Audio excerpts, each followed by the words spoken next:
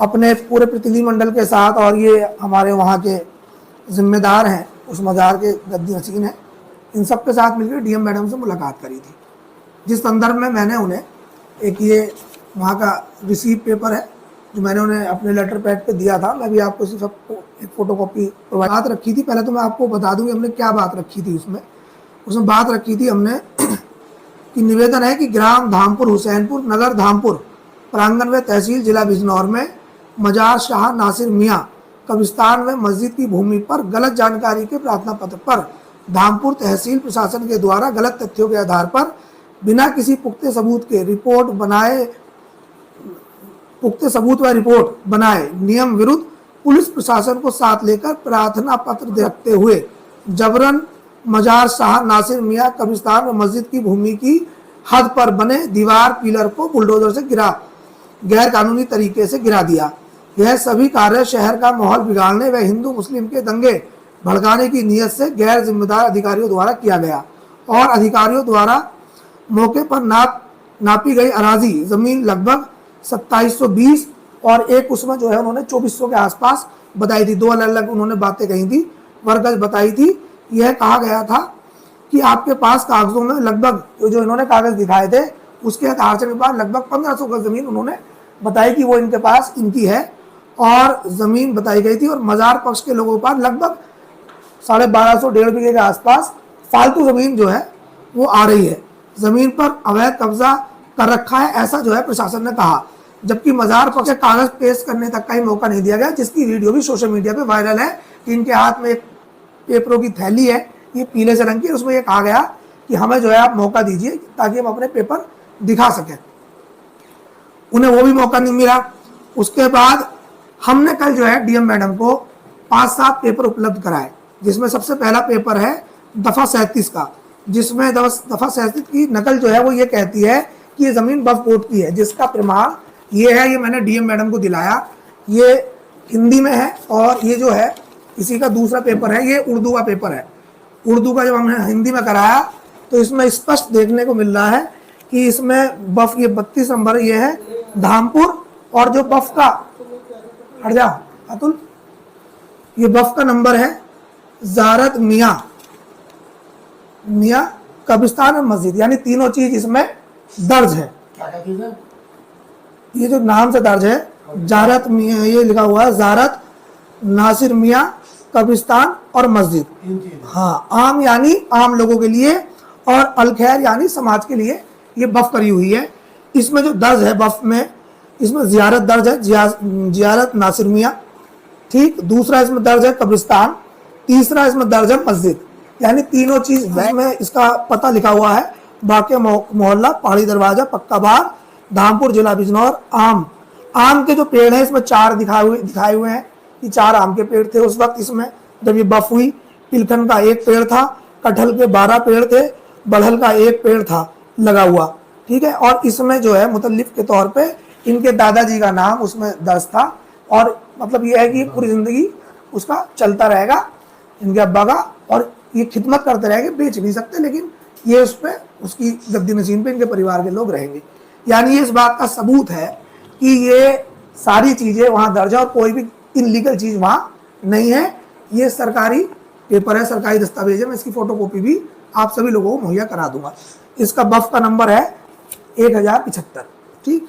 दूसरा, हमने इनसे कहा कि हमारे पास जो है वो एक बैनामा है, बैनामा 132 खसरा नंबर का है, जिसमें स्पष्ट जिक्र है ज़ारत का, ज़ारत के लिए वो ली गई थी, और वो 1500 वर्ग मीटर का था, वो भी मैंने वहां दिया। वो दूसरा पेपर जो है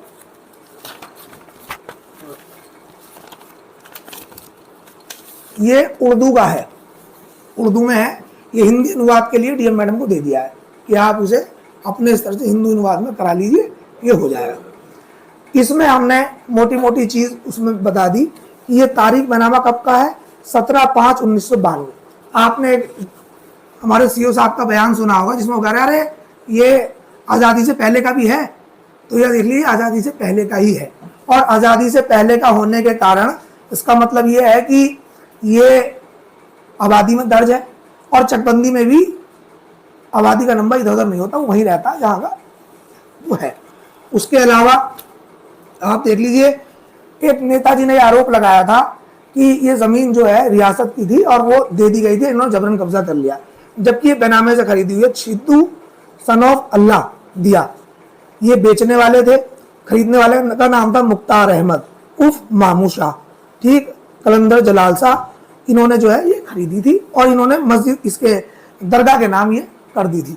और इसका जो खसरा नंबर है वो है 132। इसका जो कुल रकबा है वो 10 बीसा है, यानी पुख्ते में ये बैठ रहा है 1512 गज, यानी 1512 गज के पेपर ये हो गए 132 खसरा नंबर। अब उसके बाद जो हमने उन्हें दिया डीएम मैडम को हमने उसके बाद दिया है, इसमें दिया हमने 221, जिसमें मजार दर्ज है। 221 जो है वो ये फर्द है जिसमें स्पष्ट जो है ज़ियारत दिखाई दे रही है, ठीक है। और इसका जो रकबा है वो 1363.5 वर्ग गज का है, ठीक। तो 1500 और 1300 ये हो गया। अब इसके बाद हमने एक और फर्द उन्हें दी जिसका फर्द का नाम है 132 मिल जुमला, 132/2 मिल जुमला,